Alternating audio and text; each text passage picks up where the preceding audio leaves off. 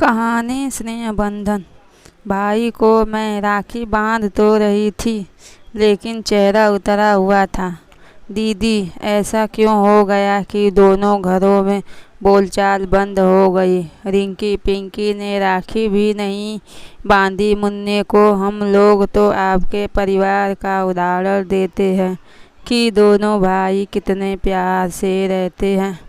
अरे, रो रही हो आप तो? क्या हुआ जीजाजी? भाई हैरान था। रिंकी पिंकी तो कई बार पूछ चुकी हैं, हम लोग ने जाने नहीं दिया। राखी बांधते हुए मैंने कहा, बाबूजी अपने सामने ही सारी अचल संपत्ति का बंटवारा कर गए थे। एक प्लॉट अम्मा जी के नाम था, वो उन्होंने अंतिम समय में मेरे नाम कर दिया था।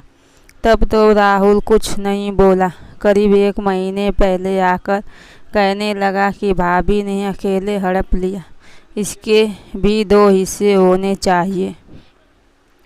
बताते बताते उन काली स्मृतियों ने फिर से मुझे घेर लिया। भाभी ने इसलिए तो अम्मा की जाते जाते इतनी सेवा की जिससे प्लॉट मिल जाए। राहुल के ये तीखे शब्द आज भी उतना चुभते हैं जितना उस दिन चुभे थे। बस मैं ये नहीं पूछ सकी कि जब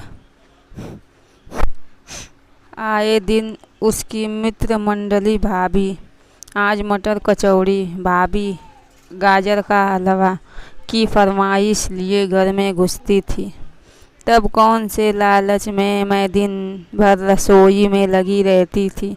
चाहे इसकी शादी हो या देवरानी की डिलीवरी, हर मौके पर कौन से लालच में मैंने एक पैर खड़े होकर काम किया। राहुल के बेटा होने पर कितना उछली थी मेरी दोनों बेटियां। छोटा सा भाई आ गया, हम लोग राखी बांधेंगे।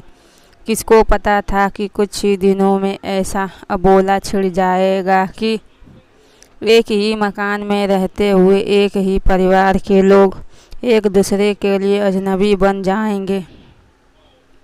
पापा मम्मी चाचा चाची आए हैं।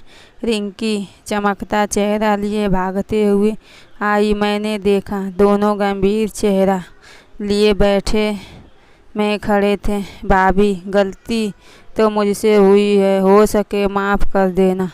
दोस्तों और रिश्तेदारों, मेरा दिमाग खराब कर दिया था।